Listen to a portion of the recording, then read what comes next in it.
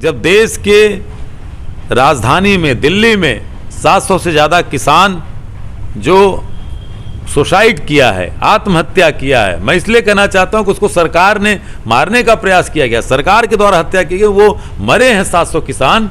वहां पर हमारे सांसद जी गए क्या? चंदौली के किसान उस आंदोलन के साथ थे। इन्हीं की सरकार ने कहा, आपने कहा ना धान का कटोरा है, इन्हीं की सरकार ने कहा कि एमएसपी का लीगल कानून बना के देंगे। क्या दिया? क्या?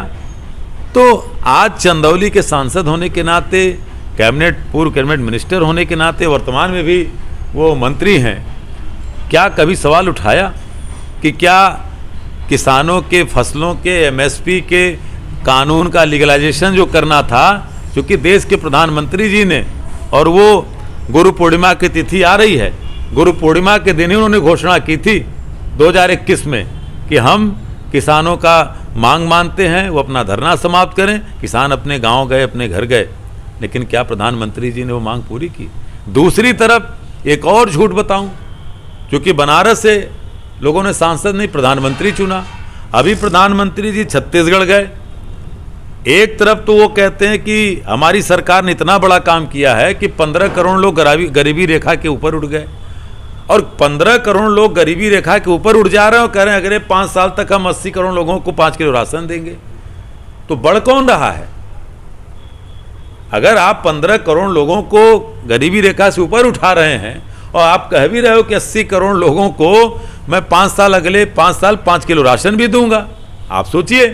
तो पूरी तरह से जुमलेबाजी हो रही है। और इस बात का सत्य क्या है कि अभी खाद्य मंत्रालय ने कल के एक प्रसिद्ध दैनिक समाचार पत्र में सीधे इसकी समीक्षा की है कि 1 जनवरी 2023 से ये योजना लागू हुई थी और 31 दिसंबर 2023 को समाप्त हो रही है, यानी 1 जनवरी 2024 से 5 किलो राशन नहीं मिलेगा। तो प्रधानमंत्री जी इतना बड़ा झूठ बोलते हैं, यहाँ के आपके सांसद उस झूठ में शामिल रहते हैं और यहाँ के किसानों के मुद्दों को नहीं उठाते हैं। तो इसलिए मैं कहना चाहता हूँ कि इसीलिए हमने कहा कि स्वर्गीय बाल कृष्ण जी को कम से कम एक बार, जिन लोगों ने भूलवश पूर्व सांसद को चुना है या पूर्व सरकार को चुना है, वो एक बार जरूर सोचें कि जो सांसद आपके जिले की समस्या को नहीं उठाता, किसानों की बात नहीं उठाता, नौजवानों की लंबी कतार शाम को देखता हूँ चंदौली से, चहनिया से, दराजा से दौड़ते रहते हैं। सेना में जाने के लिए नौजवान यहाँ से जाता है, उत्तर प्रदेश पुलिस में जाने के लिए, तमाम केंद्रीय बलों में जाने के लिए। अब आप क्या कर रहे हो कि सेना में आप अग्निवीर पैदा करोगे। अग्निवीर की हालत क्या है कि उसको, अभी आपने देखा कि एक नौजवान शहीद हुआ, उसको शहीद का दर्जा नहीं मिल रहा है। सेना के अधिकारी ने कहा कि इनको शहीद का दर्जा नहीं दिया जाएगा।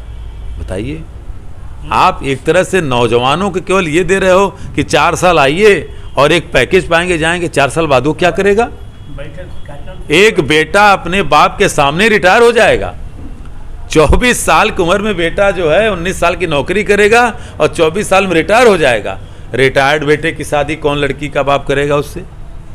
तो कम से कम ये जो योजनाएं हैं, जो गलत चीज़ें हैं, आज चंदौली का नौजवान जो सीमा की रक्षा करने के लिए, भारत माता की रक्षा के लिए कि हमेशा यहाँ सड़कों पे तैयारी कर रहा, वो कैसे जाएगा, क्या करेगा? तो तमाम मुद्दे हैं जो पे हम चर्चा करेंगे। क्या 2024 चुनाव किन मुद्दों पर कांग्रेस लड़ेगी?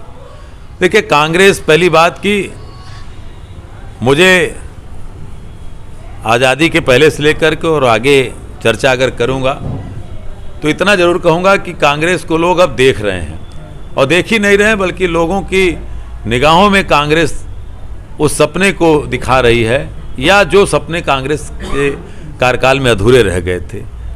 आज़ादी के पूर्व कांग्रेस का जो इतिहास रहा है, सवाल एक भी भाजपाई से पूछ दीजिए कि एक भी अपने नेता का नाम बता दो जिसने किसी अंग्रेज अधिकारी को चिकोटी तक काटा हो। यहाँ कांग्रेस का इतिहास शहादत का रहा है।